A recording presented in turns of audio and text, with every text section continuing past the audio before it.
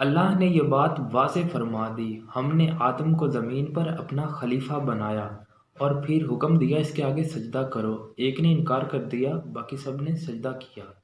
جنہوں نے سجدہ کیا ان کے لیے یہ سیدھی راہ تھی، اور جنہوں نے حکم مان لیا تھا اس کے متبادل ایک اور راہ پیدا ہو چکی تھی، جو شرکی راہ۔ اب وہ شخص جو صدا لگاتا ہے، حقیقت کی دعوت دیتا ہے، سیدھے رستے کی دعوت دیتا ہے، اس کے ساتھ دو قسم کے لوگ جھگڑا کرتے ہیں۔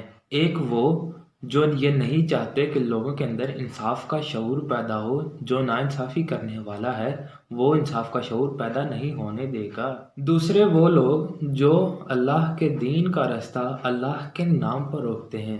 ان لوگوں کو پہچاننا خوفناک حد تک مشکل ہے، کیونکہ یہ لوگ دوست کے لباس میں آتے ہیں۔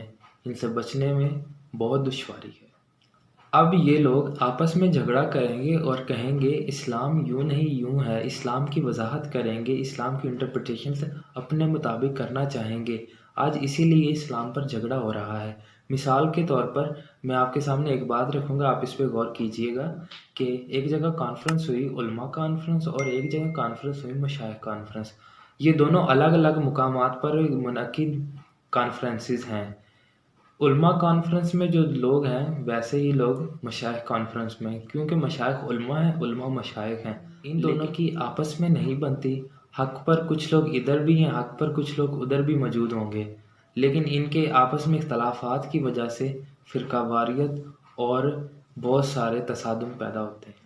ایک اور منظر، ایک جگہ رات بھر قوالی ہوئی، پیر صاحب موجود رہے۔ ایسے میں صبح کی اذان کا وقت ہو گیا، اور ان میں سے ایک شخص کہتا ہے کہ دیکھو جی، یہ مولانا رات بھر ہمارے ساتھ قوالی میں رہے، محفل سما میں رہے، اور اب جا کر ان کو خدا پکارنا یاد آ گیا، حالانکہ ساری رات تو خدا کو پکارتے رہے۔ تو معاملہ یہاں سے خراب ہوتا ہے۔ یہ سمجھ لینا کہ شریعت صرف قوالی کا نام ہے تو یہ غلط ہے۔ یہاں سے بات محبت سے جو چلی تھی، یہاں کا رخ ہی بدل لیتی ہے اپنا۔ بات وہی اٹل رہے گی، بات وہی سچ رہے گی جو اللہ کی دی ہوئی شریعت کے ساتھ رہے گی۔ اگر آپ اللہ کے بتائے ہوئے رستے پر رہیں گے تو آپ کے لیے یہ محفوظ راہ ہوگی، اسی میں فلاح ہے۔ یہ تو اندھوں والا جھگڑا ہو گیا کہ کچھ اندھے ہاتھی دیکھنے کے لیے گئے اور بعد میں جھگڑا کرنے لگے۔ ایک کہتا ہے کہ ہاتھی ستون کی مانند تھا کیونکہ اس نے ہاتھی کی ٹانگ دیکھی تھی، اور دوسرا کہتا ہے کہ نہیں نہیں، وہ تو بالکل پنکھے کی مانند تھا کیونکہ اس نے کان دیکھے تھے۔ وہ دونوں آپس میں جھگڑا کرنے لگتے ہیں۔ اسی دوران ایک تیسرا آدمی بولتا ہے اور کہتا ہے تم دونوں ٹھیک کہہ رہے ہو، کیونکہ تم نے ہاتھی کی ٹانگ دیکھی ہے اور تم کہہ رہے ہو ہاتھی ستون کی مانند ہے، جبکہ اس نے ہاتھی کے کان دیکھے ہیں، یہ کہہ رہا ہے کہ ہاتھی پنکھے کی مانند ہے۔ تم دونوں نے ہاتھی پورا نہیں دیکھا۔ بات صرف اتنی سی ہے، جس نے جتنا دیکھا ہے اس کو حقیقت سمجھتا ہے۔ یہی فائنل پیس ہے، یہی ماسٹر پیس ہے۔ خلاصہ کلام یہ ہوا کہ یہ اللہ کے کام ہے کہ کون سا گناہ معاف کر دے، اور یہ بھی پتہ نہیں کہ کون سی نیکی برباد ہو جائے۔